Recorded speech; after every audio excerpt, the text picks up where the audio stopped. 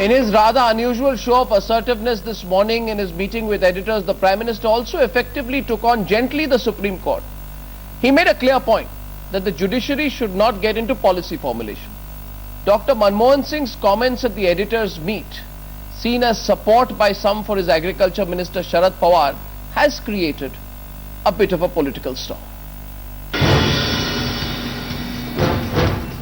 The Chief Justice of India, S.H. Kapadia, a stickler for norms, facing a veiled attack from none other than the Prime Minister. This at the editors' meet today.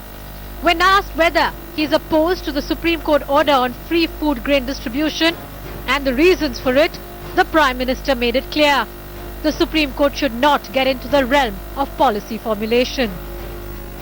But the remark raising eyebrows in legal circles. Supreme Court knows its limits. If something like this has to be said, it has to be said by the law officer who is appearing to the court, not by the Prime Minister to the media. Can there be such an irrational policy that I will allow things to be wasted but I will not give it to the public? What is the great policy about it? And if a policy is irrational, the court can strike down such a policy. The opposition too, quick to attack the Prime Minister for effectively backing Sharad Pawar, despite the Supreme Court rap on his failure. तो बांटने के लिए तो बहुत तरीके, वो हमसे पूछे, हम बताएंगे उनको तरीके, बहुत तरीके, इच्छा शक्ति होनी चाहिए। पर अगर वो नहीं बांट सकते तो कम से कम फिर फूड सिक्योरिटी बिल लाने का काम न करें। The Congress clearly on the defensive on an emotive yet politically significant issue. Today the only issue is the Prime Minister has said, and I repeat rightly, we have fully stand by it, that there are limits of judicial review. But with his statement, the Prime Minister has not just made a legislative point, but also one that has political impact. With Navika Kumar, Rupali Mehra for Times Now. Vinod Mehta, Editor-in-Chief of The Outlook, was at that meeting with the Prime Minister this morning. Harish Salve is joining us as well, former Solicitor General, Abhishek Manu Singhvi of the Congress Party, and Mahesh Jetpalani of the BJP. Thank you, gentlemen, for joining us. I would just like to first ask you, Harish Salve, why do you feel the Prime Minister should not have said what he said? That the Supreme Court should not get into the realm of policy formulation in the context of the recent directive to distribute food grains for free to the poor? Arnab, I start by saying that our Prime Minister is a very sober and a very literate person, and he is not given to making rash and these kind of normally provocative comments, and I don't know what he has said. I don't know whether it's the media which is playing it up. But having said that, I do feel that it's an ongoing case in the court. And if there is any reservation the government has, it has to be said in an application by the law officer to the Supreme Court, rather than in a media conference by the head of the executive. And if it has been said, then I must say for the record that this Supreme Court hands-off does not apply where the Supreme Court is considering Article 21 and the right to life. And possibly one needs to be advised that where it comes to Article 21 and the right to life, it is a part of a very important part of our Constitution, and it is a integral, it's the core of our basic structure. And even a constitutional amendment which seeks to dilute Article 21 or a legislative measure which transgresses Article 21 would be struck down, and that's the ultimate form of expression of policy. So to suggest that a policy can be made which defeats the citizens' rights under Article 21 is betrays a misunderstanding of constitutional law. Abhishek Manu Singh, is that the correct way of looking at it? The Prime Minister is saying it is impossible to distribute food grains free to an estimated 37% of the population which lives below the poverty line. Harish Salve says legally the Prime Minister has been advised badly. He shouldn't have said that. Dr. Singhvi. Arnab, I don't think that's the point at all. The point is that day in and day out, as Mr. Salve knows better than anybody else, thousands of cases, the court is told on behalf of the executive in different forms, in different cases, including at the Supreme Court level, please don't interfere, you have no power, you are beyond the domain and the limits of judicial review. Now the important point which is missed out of this debate is that that statement by the executive is then decided and ruled upon by the Supreme Court itself. If the executive is as wrong as Mr. Salve feels, and he has a right to feel that, the Supreme Court will overrule their objection and in a resounding judgment say do this or do that, and that's what we await for. No. But it does not in any manner diminish, dilute or, let me just finish please, preclude the right of the executive to make that submission. Point one. Point two, the Prime Minister said it as his view in an editor's conference. This does translate ultimately into a submission to the court by the appropriate law officer in the proceedings. And the court can haul up the executive or can say, yes, we agree with you. The point is that these are submissions made all the time. And today, interestingly, as a footnote to what you've just heard, the court, the matter was listed today itself, and it appears, of course, there is no final order of the court, the proceedings are ongoing. The court noted that yes, a lot of good things have been done by the government in this regard, and things are moving along. But that's... So, I think it's a sub judice matter on the merits, 1 minute more, on the merits of whether Article 21 is implicated, whether the Supreme Court should say this or that. I think it's neither for me, nor for you, nor for Mr. Salve to comment on an ongoing sub judice matter. It's been commented. It's Dr. not as Singhvi. simple as saying that please. Manu is right. Yes. I would only add, it is not also for the Prime Minister to comment on an ongoing case. Yeah, it's been commented, Dr. Singhvi. Of course, no. That's the problem. The point is that the Prime Minister has conveyed a statement which is the stand of the executive before the court. The executive is fully entitled, as I'm sure everybody will agree, to make that submission to the court. Ultimately, the court may accept or reject. The Prime Minister has not in any manner been disrespectful or confrontational. He's made a point of view of the executive. And I think that the large part of the executive Dr. Singhvi, so. Dr. Singhvi, this is going to be seen whether you like it or not in the context of politicians slamming judicial activism. Now you may interpret it whichever way. Because the Prime Minister has been quoted as saying. Arnab, 1 second.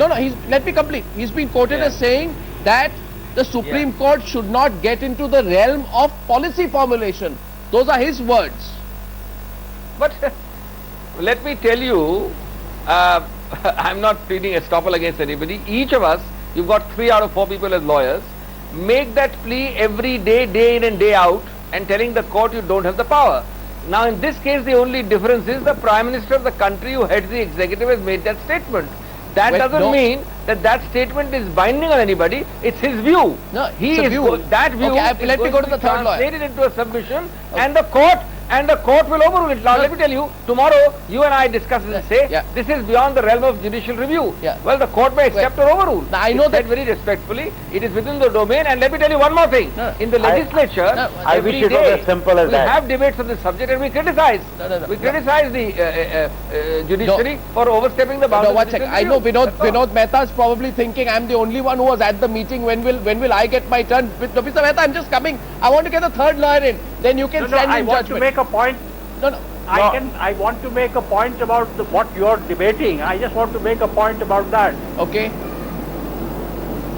Arnab, Prime Minister is a very careful man. He doesn't speak out of turn. And I heard him and he used the word policy formulation and he gently rapped the Supreme Court on its knuckles. There you go. Now, I don't think this was an off-the-cuff statement. I think he came prepared to say this. So this was a deliberate act on the part of the Prime Minister to tell the Supreme Court that this is where you get off. Now we can talk about the constitutional correctness or wrongness of this, but I think what the Prime Minister was saying, that the court is fully entitled to say to the executive that this grain is rotting, please make sure that it no longer rots, it's disposed of with, it's given to somebody. What the Prime Minister is saying is you can't tell me or you can't tell the executive 1, 2, 3, this is what you have to do with the grain. So he's arguing about that and not arguing about the fact that the food grain rotting is a terrible thing and something should be done to dispose of this problem. Now see, Dr. Singhvi, you've been rebutted here by Harish Salve and Vinod Mehta. I don't expect that, Mahesh Jethmalani will agree with you, but let me have his interpretation of what the Prime Minister said as well. Yes, Mr. Jethmalani. There are two issues here. The first issue is one of propriety, and I fully agree with Harish that no matter how high a position you occupy, when a matter is sub judice and the issue is pending adjudication by the highest court in the land, particularly, it behoves even someone like the Prime Minister to refrain from making any comments about the merits of the case or making any statements that might impinge on its outcome. So there's first the question of propriety. The Prime Minister was quite out of line at the cost of sounding irreverent to the Prime Minister, unlike the other panelists, in commenting this, even though it may be at an editor's meeting or whatever it was. Two, there's a point of substance. I mean, policy actually assumes that you have more than one prescription available to those who formulate policy.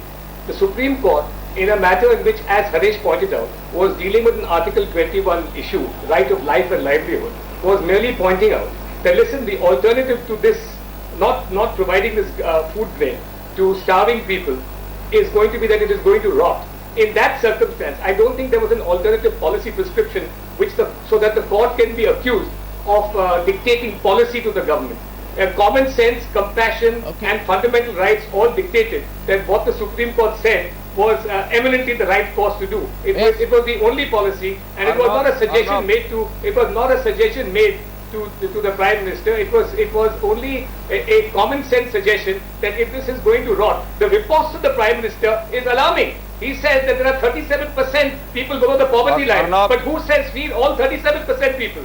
You identify perhaps the most needy children who are suffering from malnutrition and distribute it to them. Nobody said that just because food is rotting, you must give it to all 37%. Okay, Rebuts coming in. First, Harish Salve just coming to you. To keep it balanced, I go to Dr. Singhvi first. Yes, Dr. Singhvi. Now this is getting heated. What was the Prime Minister saying? I'm setting a Lakshman Rekha. Arnab, 2 quick points. One is, I don't agree with you at all. I think what I have said is largely what Vinod Mehta has said. I have said exactly the same thing or largely the same thing. I don't see any rebuttal there. Secondly, as far as the Article 21 point is concerned, I think that's missing that's the exact point I'm making.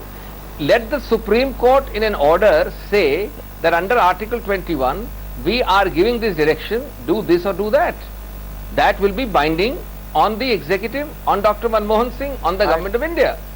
The point is, it is for the Supreme Court to say, so the Supreme Court has said that no act of charity. And today, ultimately, the only issue is, should the Prime Minister have said this or not? I think the executive would certainly be remiss, in fact, in not making its stand known. There is nothing disrespectful at all, and you have to excise all the emotional which Mr. Mahesh Jethwani has said arise in the case at all yet, unless the Supreme Court passes an order. I have a very serious problem, not with what Dr. Manmohan Singh said, a far more serious problem with the way Manu is formulating it. What the Supreme Court has to be told is to be told on affidavits and through lawyers. If a comment has been made outside court with the intent of influencing a decision of the court, with an intent of communicating the displeasure of the executive to the court, then it is definitely seriously objectionable. If the comment was made only indicating to those who are hearing the comment that this is the stand we are taking, I can understand. Okay. But if the comment has been made to tell the Supreme Court that this is the view of the government, this is not to be told outside court.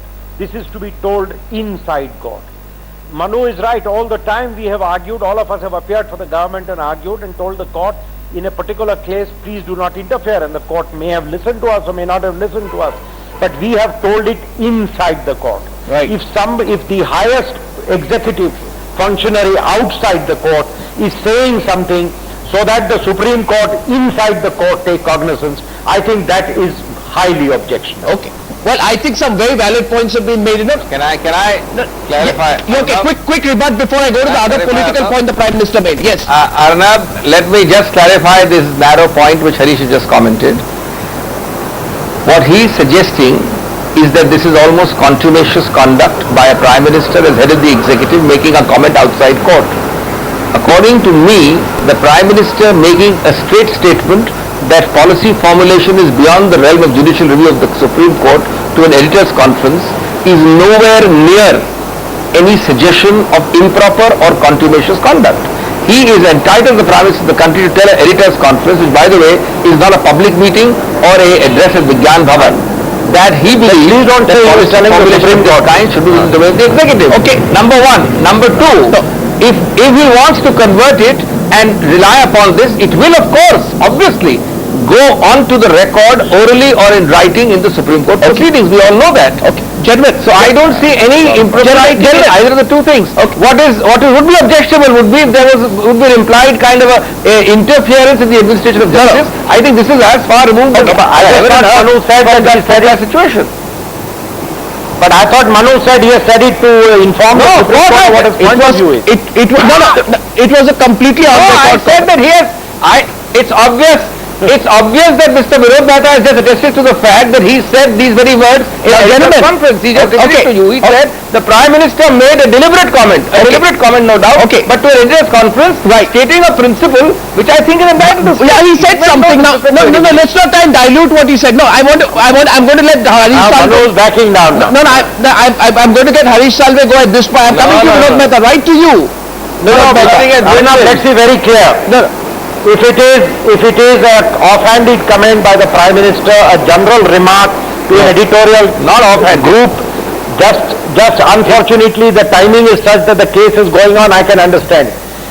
But if what I understood Manu was saying is that this has been the position of the executive, this is what is being argued in court, and there is nothing wrong in the Prime Minister expressing his view. I infer from that the Prime Minister wants the Supreme Court to take cognizance of what he feels. And that is highly objectionable. Okay. Harish Salve, you made your point there. Nobody is outside court. 1 minute, 1 second, only 1 second. Arnab, we have no dispute on when, where and how the Prime Minister said it. You have a person here, Mr. Vinod Mehta, present. The Prime Minister said it consciously, he said it deliberately, he said it in an editor's conference, he did not make a public meeting. These facts are known. Yeah, sure. There is a question in inferring what I said or what I said. And on these facts, I see nothing objectionable. Now the point is, what some people may see objectionable, but I'm going to let Harish Salve go on that because we go straight into the political part of it. I don't know, but it certainly raised eyebrows. Vinod Mehta, we also saw the Prime Minister say, was it true that the Prime Minister said that his cabinet functions with a much greater degree of cohesion than even the first cabinet headed by Jawaharlal Nehru or the cabinet of Indira Gandhi? What exactly did the Prime Minister say? Well, the Prime Minister says that there is more cohesion in his cabinet than there was in the cabinet of Jawaharlal Nehru, there was in the cabinet of Indira Gandhi, where her Deputy Prime Minister Morarji Desai was sniping at her. He also mentioned the fact that Chandrasekhar was there, the Young Turks were there, they were giving Mrs. Gandhi trouble. So all in all, he said that his cabinet, there was great cohesion, and he said something very interesting, Arnab. Please, you must give me some time, I must explain this. He said at a cabinet meeting, he goes around to each person and asks them to give their view. Then he makes a consensus or he sums up their view and they arrive at policy. He said while he is going around the table asking for views, everybody is free to express himself. Once these views have been collated, then nobody is able to counter them. I asked him a question. I said, sir, that's fine. You may have great cohesion in your cabinet, but your cabinet colleagues don't rush off to the media and they fight with each other on the media. To which he said, I can't make them shut up. He said that this is a sign of the robustness of decision making. And he gave an inkling of his mind that he approves. He thinks this is a virtue in his cabinet, that people talk their own mind, there is open disagreement, but once the cabinet has reached a decision, there should be no disagreement. So he actually favors this kind of disagreement or freedom of expression in the cabinet. He says what was the comparison? What was the comparison? It reflects the health of the cabinet and the democracy, rather than it's a negative point. What was the comparison to Indira Gandhi and Morarji? What was the comparison to Sardar Patel? What was the reference to Morarji Desai? Was there some reference to Morarji Desai? Of course there was, Arnab. There was a reference to Morarji Desai. Right. Because he said that he was sniping at Indira Gandhi. He said Sardar Patel was writing letters all the time to Jawaharlal Nehru, disagreeing with major policies that Jawaharlal Nehru was in favor of. So nobody is doing that in his cabinet. Nobody is openly disagreeing. He's saying that comparatively there is more this is the most cohesive government that India has seen post-independence. This is what he was saying. Before I get to Dr. Singhvi, I want to get Mahesh Jethmalani's view on that. The Prime Minister saying quite clearly there at this very important meeting today that no, I run a very cohesive cabinet, even more cohesive than Nehru's or Indira Gandhi's. Mr. Jethmalani. Well, Arnab, I think that the issue was misdirected because I don't think there is so much dissension. I mean, I can't think of any specific example where I've seen absence of unity or dissent from within the cabinet, inter-cabinet disunity. But the real divide seems to be between the Congress party and the Congress government. I mean, the real dissidents who created all the controversies have been people outside the government, outside the cabinet. For instance, Manishankar Ayar and Digvijay Singh, J.P. Dwivedi, all these people who have taken stands contrary to what the designated cabinet spokesman has said on the issue. For instance, Digvijay Singh on the Naxal issue and on the Saffron terror issue, Manishankar Ayar on the Commonwealth Games issue, saying that he doesn't care if the whole games are a failure. So it's not really within the cabinet there's been so much dissension, but the real divide has been between cabinet and party. So is that why Dr. Singhvi, the Prime Minister, came out with this clarification?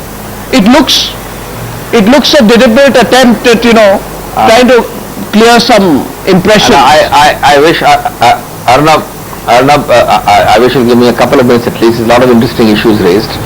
Let me clarify. I think if we get away from semantics and quibbling about just words or sensationalizing, let's look at the substance. Let's take Vinod Mehta's summary, and I certainly was not present there, and I'm not relying on the exact verbatim account, but let's take the substance of what he has said. First of all, I find nothing objectionable or exceptional fundamentally in the summary to be taken as given by Mr. Vinod Mehta. Secondly, I think there is no two views about the fact that over the years, the Congress party has always displayed a very healthy, vibrant difference of opinion constructively on different issues. Those inputs have led in fact to a better result. But, and this is the basic point, once a decision is taken after taking into view those diverse inputs, every Congress soldier stands behind the party and behind the government on that issue. Now this point about people in the party outside. These people in the party outside may react to individual cases. Mr. Digvijay Singh may speak about Deoband. Mr. Antule spoke about his perception of 2611. But look at what the Congress does after that. Eventually, the Congress stand is spoken through by Mr. Dwivedi or by spokespersons like us. No. And our stand states the Congress's stand. No, but that stand is very clear. There is no difference on that. No, but why did the Prime Minister that? Why does not? One second. Dr. Singhvi, just one small point here. When the Prime Minister goes to the extent of saying, sir, it's the amount of, when the Prime Minister goes to the extent of saying that, mine is more cohesive than Nehru's, mine is more cohesive than Indira, he's obviously again I think, let me answer that. No. Let me answer. The Prime Minister's statement has to be seen in letter and spirit and not quibbling or playing on semantics. He was stating a historical truth. Over the years, we've had in the Congress the Gokhale movement, the Subhash Chandra Bose movement, the Purushottam Tandon movement, the Lokmanya Tilak movement. We had subsequent to that Morarji Desai and Chandrasekhar. It's a historical fact. What is the spirit of what he's saying? Are you finding the cabinet today with so many different strands? Sure. That's what he's making a statement of fact. I don't think he's meaning any disrespect to anybody or making a comparative statement in that sense. He's giving a historical fact. And I think the Congress has evolved in that sense over the years. Spirit is a good point you make there, but I think more than spirit is the timing, isn't it? We can drive Mahesh Jethmalani back into this. Isn't it the timing? Isn't it Jairam Ramesh versus Kamal Nath? Isn't it Praful Patel versus Jairam Ramesh? Isn't it the Maoist issue? There's a lot happening. Apart from the obvious differences of opinion that exist within the Congress party, whether it's at party fora or at inter-cabinet levels, one thing is for sure, that the Prime Minister has defended it, standing apart, on the ground that he encourages debate. But what kind of a debate, what are the issues on which we are seeking diverse opinions or debate? Whether 2611 Kankare was killed by Kasam or not, whether Naxal should be brought down with a firm hand, whether Commonwealth Games should be a success or they should not be a success, whether you can politicize or criminalize terror by calling it saffron terror. I mean, is the Prime Minister trying to encourage a debate on issues on which indeed there should be no debate? These should be closed issues on which there should not only be a party consensus, a cabinet consensus, but a national consensus. I'm afraid that the Prime Minister trying to be some kind of a, let a thousand flowers bloom is completely misguided in that effort. No, but Mahesh Jethmalani, I'm saying it again, I'm sure it's not be lost on your party, the Prime Minister is getting more assertive. And that's not necessarily a good thing for the opposition. Prime Minister is getting quite assertive. This is Rahul Gandhi should be worried, not the Prime Minister, not the BJP. No. Vinod Mehta. Arnab, I 100% agree with you. What I want to say that he was in a very frank, cordial, jovial mood today. He didn't look like a man who's walking into the sunset. He didn't look like a man who's going to relinquish his chair. He was very confident and he was answering everything. In fact, at some point he's also said that in a democracy, if some people want my chair, that's all right. I'm okay with that. So I think that whatever we are talking about, he was trying to say that I am completely in command and whatever is happening in my cabinet, it's happening because I want it to happen. Okay, that's okay. Yes, Dr. Singh, the last word. Arnab, please also appreciate the unfairness of the way we are approaching it.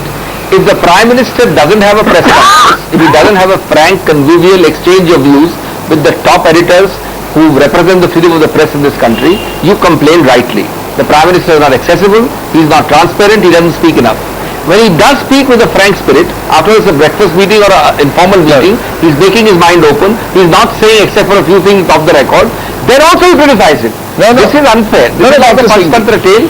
You are damned if you do, you are damned if you are not. So he has been very open and frank and transparent. Dr. Singhvi, something to be appreciated, and I think in that context you must see his remarks. Dr. Singhvi, I don't mean you. I understand what you're saying. No, I understand what you're saying there. Now, we can take a positive and a negative zoological analogy and say, this is not a post-mortem.